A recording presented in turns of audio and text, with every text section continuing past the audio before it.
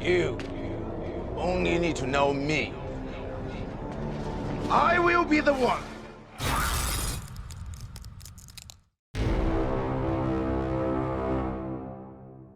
What does Monkey D. Dragon know? A question that is worth asking of a man that seems to have questioned everything there is to question in the One Piece world, the very nature of his reality, a false reality shaped by the victors of a war that was waged hundreds upon hundreds of years ago. A question that stands out even more now given what was revealed in chapters 1064 and 1065 respectively. And another we'll be going over in this video is how Dragon just might be trying to stop the next great war, or a great cleansing that led to the destruction of the ancient kingdom, the world of the past, the Void Century. Yes, I think Monkey D. Dragon might just know everything that happened during that period of time. Well, not everything, but a lot. But first, hit that like button and subscribe. I have some big news to announce once we reach 100,000 subscribers, and we're not that far away. So Monkey D. Dragon appears to have a connection with Vegapunk. It seems like these two go way back, and this connection has been speculated about ever since it was revealed Kuma was a former revolutionary that had been altered by Vegapunk. Now that Kuma has rejoined the revolutionaries and Vegapunk has, for the most part, been revealed, the questions are circulating again. We see at the end of chapter 1064, Vegapunk speaking to Dragon about how he, Vegapunk, doesn't have much time left to live, that his genius has allowed him to see far into the future, even his own death. Monkey D. Dragon has long told us to question the world. Well, he told this to Luffy from afar, and there is no better person to help Dragon learn the secrets of this world than Vegapunk, whose genius alone is capable of understanding the ancient technological secrets and mysteries of the past. Nico Robin, the lighter flame of the revolution, is also of interest to Dragon, and we know that Rayleigh during Sabaody told Robin to arrive at her own conclusions, her own answer. And we know that Nico Robin spent a lot of time with revolutionaries during post-time skip, and Oda has yet to reveal all of her conversations with revolutionaries, including Dragon, to us. We also know from Rayleigh that the Roger Pirates learned the true history of the world, but their understanding or reading of that history might be quite different from her own, from Robin's, which aligns with Dragon saying the world awaits our answer, as if each person must answer the world in their own way.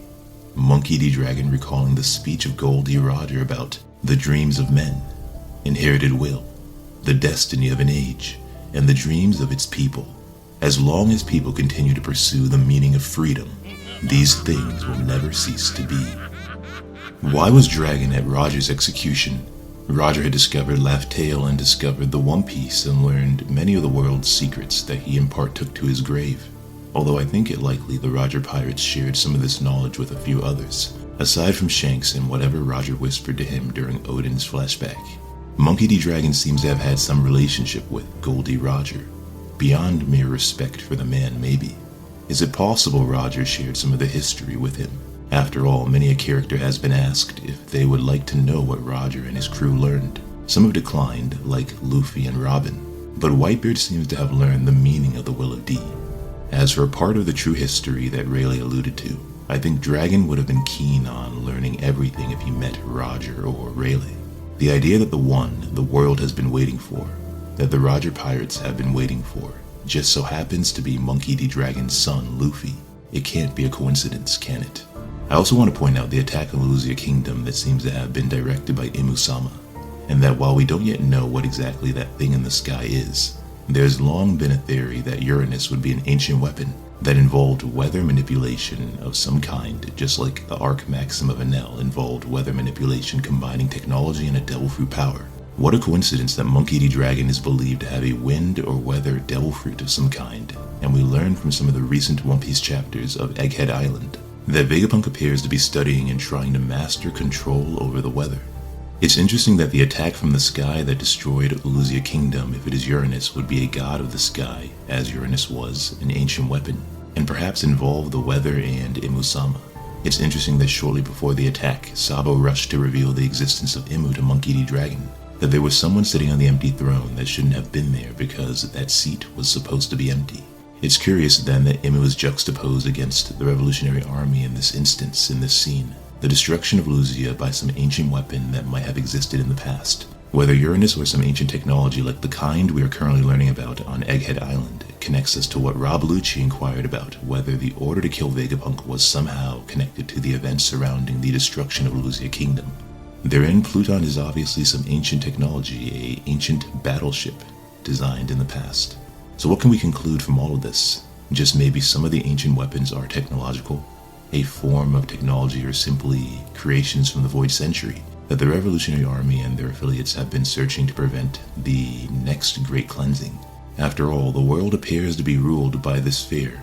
If Imu can snap his fingers and destroy your whole country, that's a problem.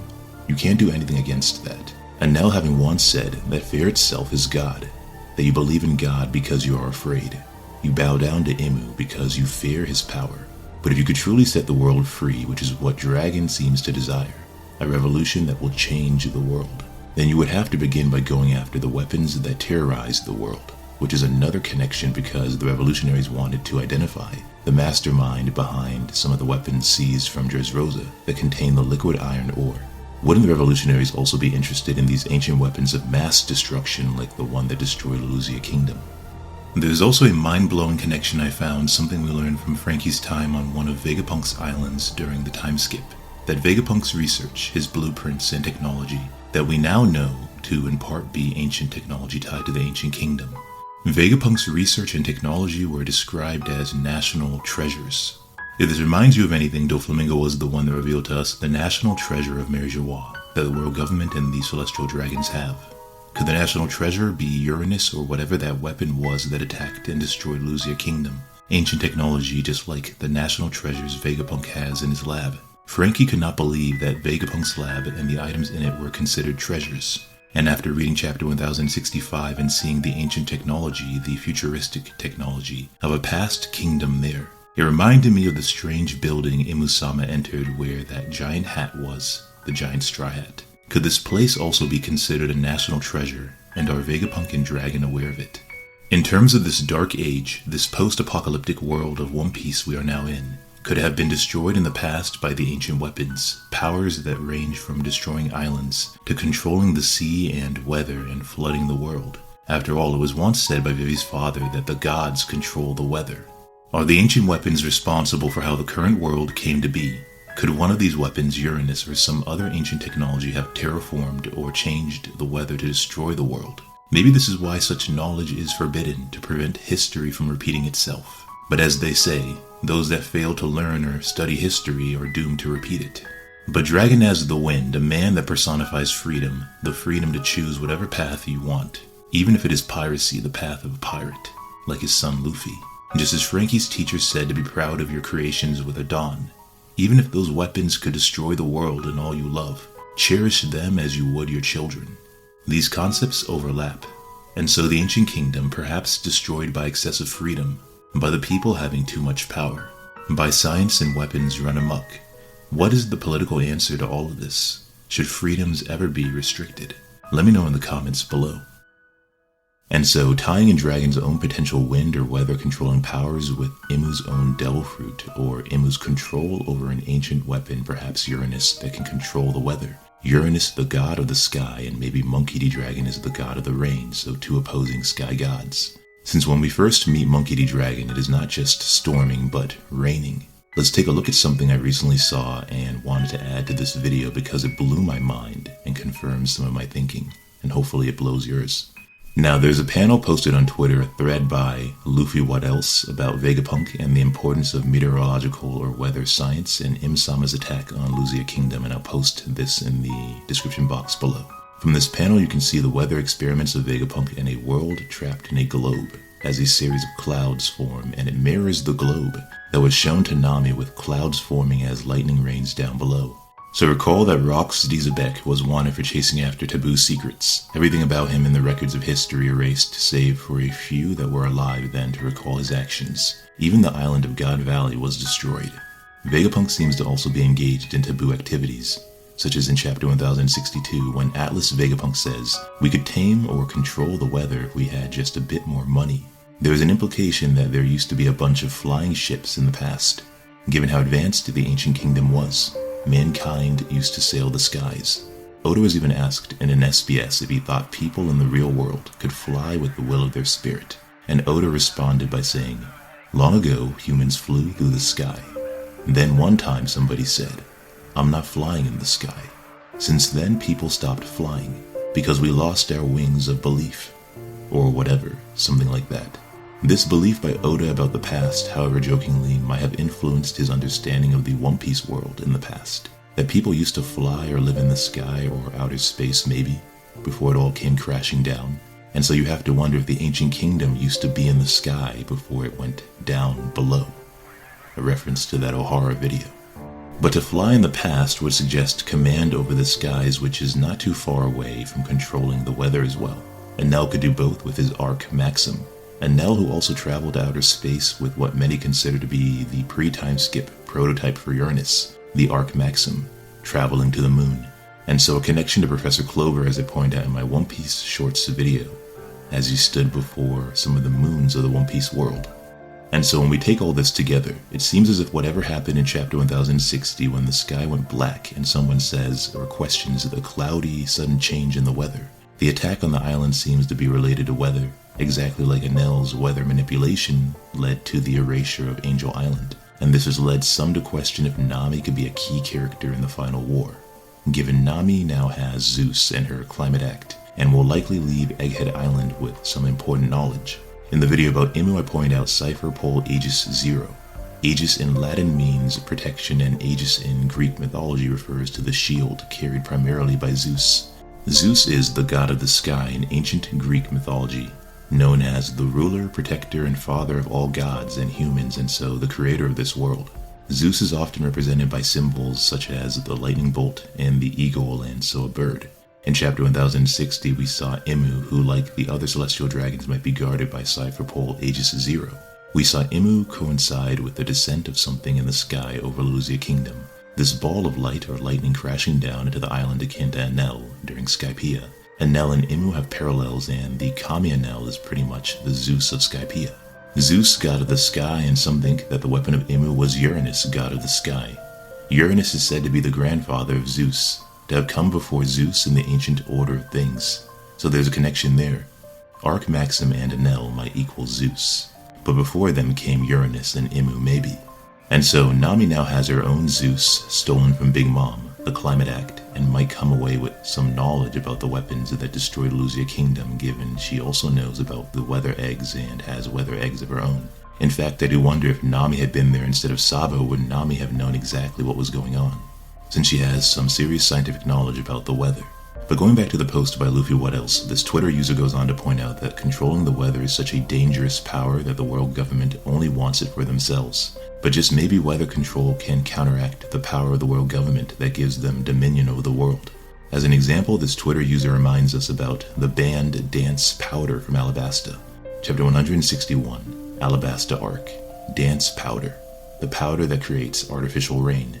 Nami explains that artificial rain develops by grouping and making small clouds interact until they drain all their water. Now for some of my own ideas based on the above thread by Luffy What Else. So I have a theory that Dance Powder is the color green, just like Monkey D. Dragon is associated with green. Dance Powder is a powder that brings both happiness and misery at the same time, just as control over the weather could bring happiness and misery depending on who has that control.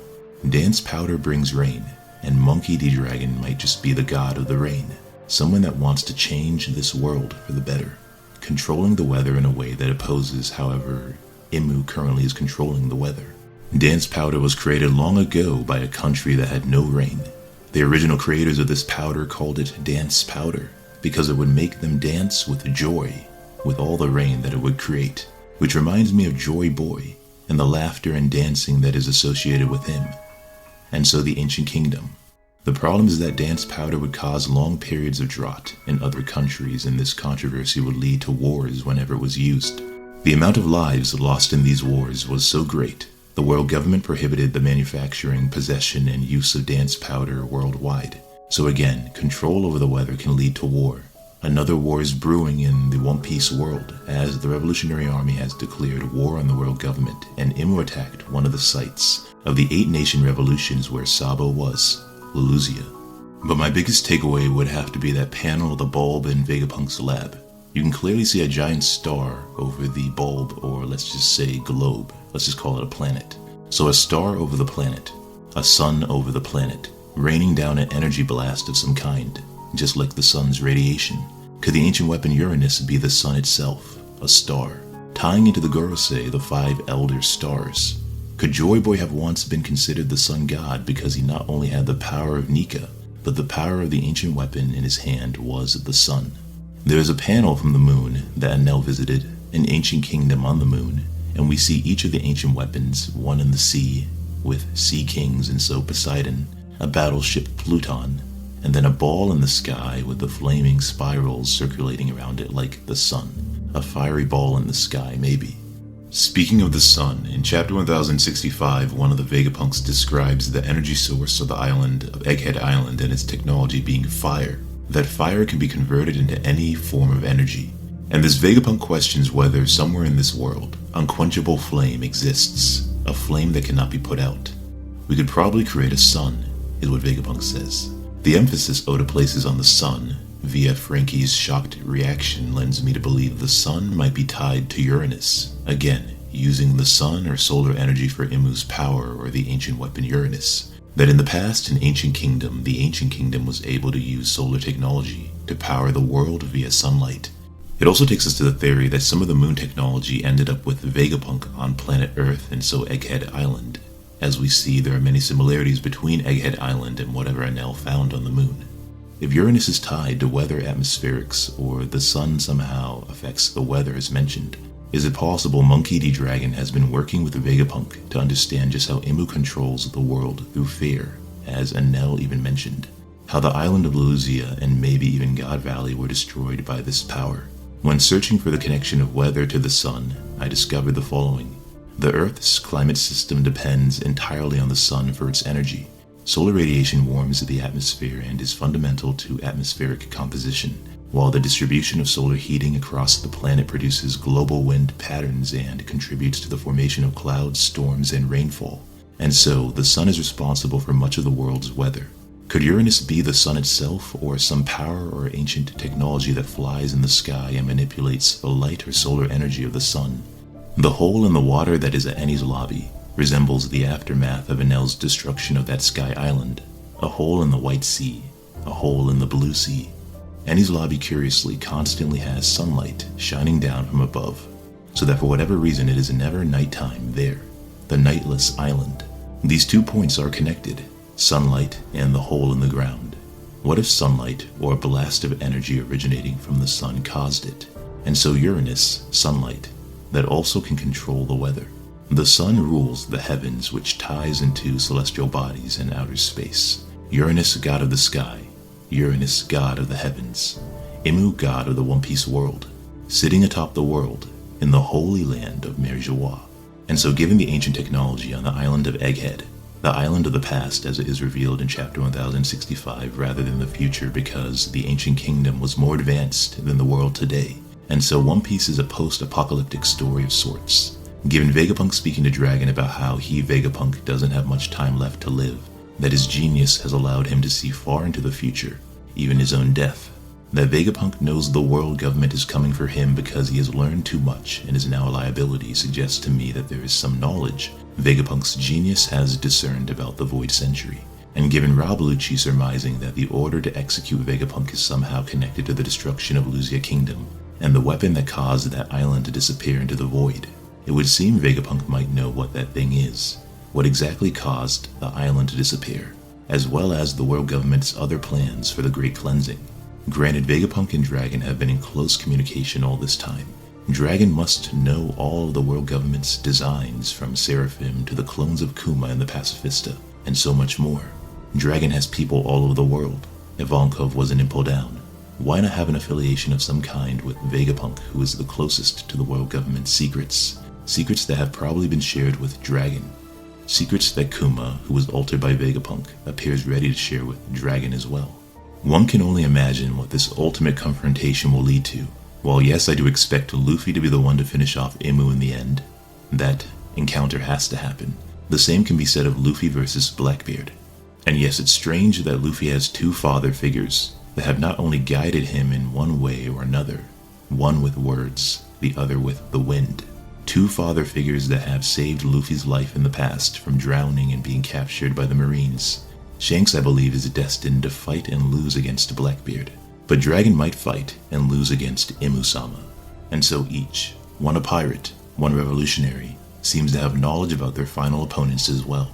And so the outcome of Dragon versus Imu is one that has been years in the making. To question the world, but also to answer it. The king of the world, Imu-sama, awaits Dragon's answer. But as usual, we will have to wait and see. Don't forget to like the video, comment with your thoughts below, share this with your friends, and subscribe. Also click the notification bell. And if you have a Twitter, feel free to give me a follow on there as well. As always, there is more to come. Until next time.